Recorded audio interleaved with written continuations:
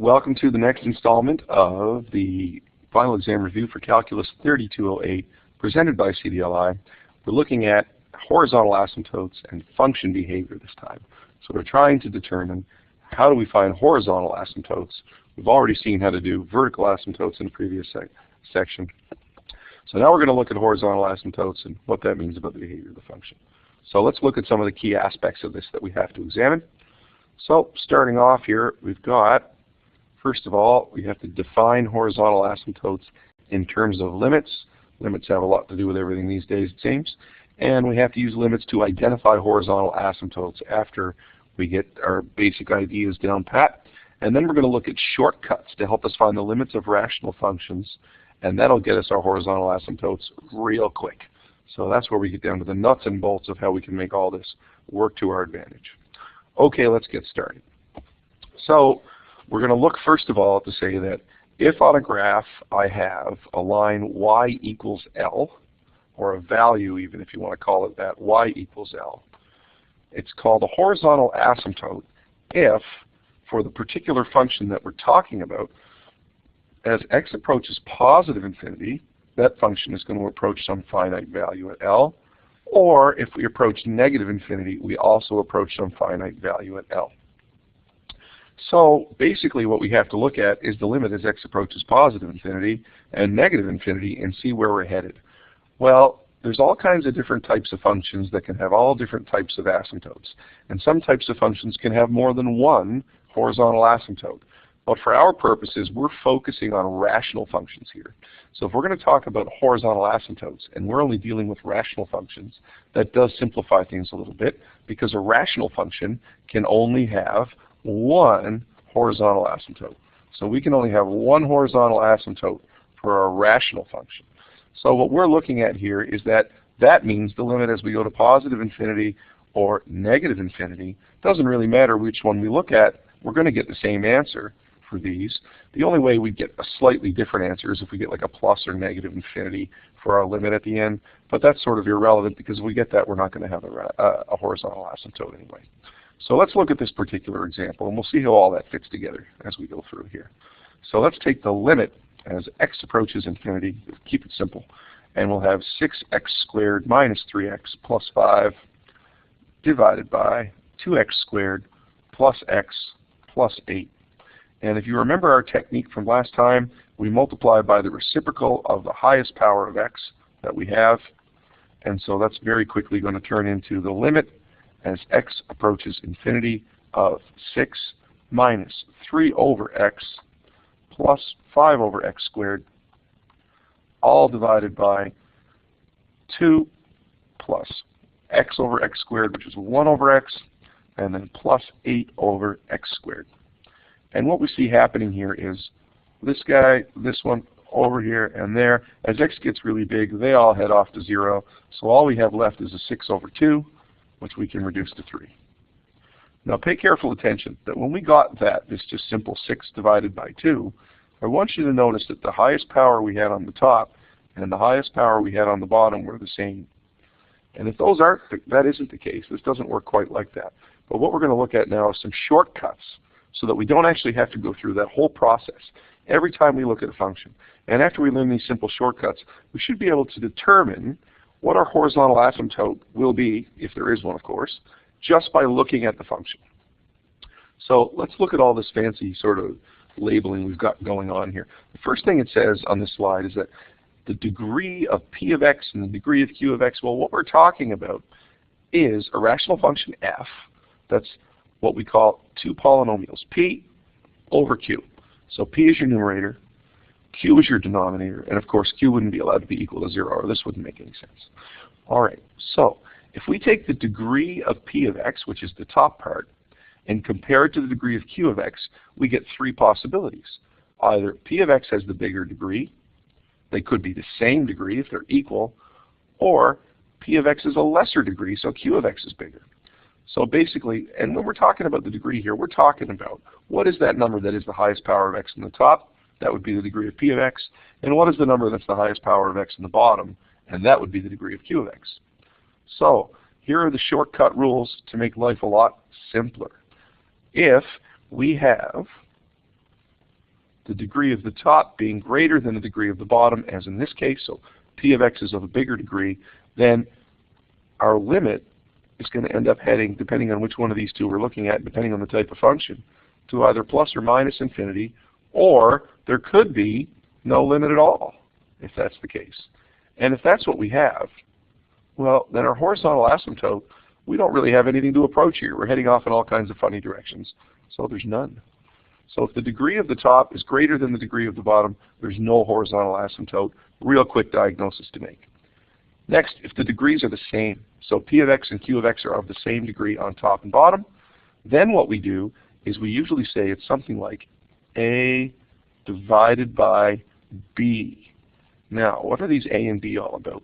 Well, we say that the a and the b that we're talking about here are our leading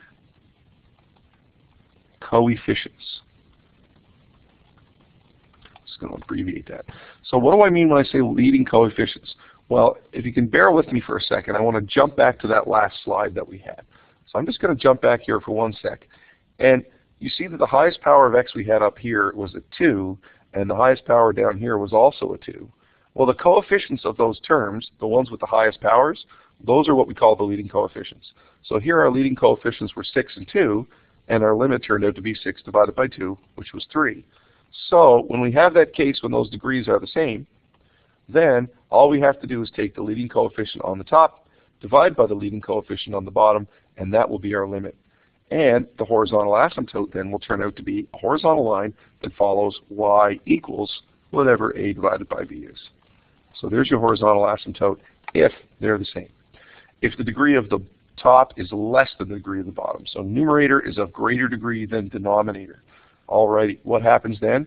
Well, we've seen that happen before too, but basically, if the bottom is of a bigger degree, a quick way to think about this is that they probably are both heading off to infinity, but the bottom is going to get a lot bigger a lot faster. So sort of on average, in the long run, the denominator is going to get bigger compared to the numerator, and so what happens is the overall value of the fraction gets smaller. So where this heads is going to be 0. And it's real simple. Then the horizontal asymptote is just at y equals 0. So you can go ahead and try and confirm these for yourself. We're going to look at some examples of all those cases real quick. But basically, if the numerator is of bigger degree, no horizontal asymptote. If they're the same degree, a over b. And if the denominator is of bigger degree, your asymptote's at 0. And those are all the rules you need. Okay, let's move along. Look at these examples. It just says find the horizontal asymptote for each function if it exists. Real quick diagnosis on these. So for the first one, same degree on the top and the bottom. So my horizontal asymptote will be at ratio of my leading coefficients, 3 over 12, or y equals a quarter, and we're done. Nothing to it. Okay, let's look at the next one. Numerator is of greater degree this time than the denominator, because that's a power 7, and the bottom one's a power 5. Well, that means that our limit is either positive infinity, negative infinity, or it doesn't exist. But we don't care, because either way, there's not going to be any horizontal asymptote for this, because there's no finite value that y approaches as x goes off to infinity or negative infinity. For the last one, numerator is of a smaller degree than the denominator, so that basically means for really huge values of x, this guy's getting bigger faster than this one. Okay, if that's the case, then our fraction on average is just getting smaller and smaller. So our limit will be 0, which means our horizontal asymptote is at y equals 0, right on the x-axis. Okay, so those are the 3 cases, and there's no way to make it any plainer. Let's look at which function has no horizontal asymptote. So here's a test type question. Multiple choice. All we have to do is check out those degrees and see if there's one that's not going to head to something finite. Okay, let's check about one at a time. For the first one, lesser degree on the top means our limit is going to be 0, so this one's going to have a horizontal asymptote right there. The second one, lesser degree on the top, so once again, horizontal asymptote, 0 again. If we look at the third option, same degree on the top and the bottom, both are going to be a power 3, so we know that that means our horizontal asymptote will be at the ratio of the leading coefficients, so y equals 5/4. For the last one, well boy, this one better not give us one or we're in trouble, but we're lucky. Look at this. Degree 4 on the top, degree 3 on the bottom. Since the numerator is going to dominate, this thing's going to either positive infinity or negative infinity, or who knows where, but in any event, it means that here we get no horizontal asymptote, so that's the one we want. Alrighty, let's check out another question. Explain, oh boy, math people love that word, how to evaluate using shortcut rules. Well, let's see. Degrees are the same. Okay, so all we have to say here is, since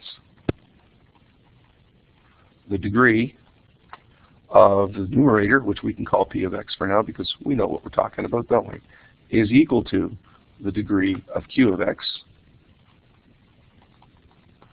then our limit, it says how to evaluate, so we're not really talking about the asymptote, just the limit here. So then we can say that the limit as x approaches negative infinity of this stuff, and let's just call it f of x for now to make our lives a little bit easier. So the limit as x approaches negative infinity of f of x is going to be, well, we're going to explain here. So let's say the ratio of our leading coefficients. So that's simply 28 over 7. So this guy's got a limit of 4, and that's where our horizontal asymptote is. Easy peasy lemon squeezy. All right, now it's the your turn question. You've got 3 functions given, and your job in this case is to figure out what is the horizontal asymptote for each one, if there is one. Pause that if you want to work through that on your own. I'm going to jump right away to the solution. So here's the solution to the your turn question. Everything's worked out in gory detail. Have a look through, check your work to make sure you're on the right, you're in the right place for these. So let's jump on to the last slide, and it says here are some key ideas. The line y equals L, in this case, is a horizontal asymptote if either going left or going right forever and ever, so right forever and ever, whichever one of these it is, we go to L. Now we know for rational functions, going left and right, if we're going to have a horizontal asymptote, will put us in the same place. So there are 3 shortcut rules we can use to find the equation of our horizontal asymptote. If the rational function is f of x is p divided by q. So we compare the degrees as we said, and if the top is bigger, there's no asymptote. If they're the same, we take that ratio, and if the bottom is bigger, then the asymptote is at 0. Hope that's helpful. Not a whole lot to that. Good topic, nice light review. Good luck studying, and have fun with your exams.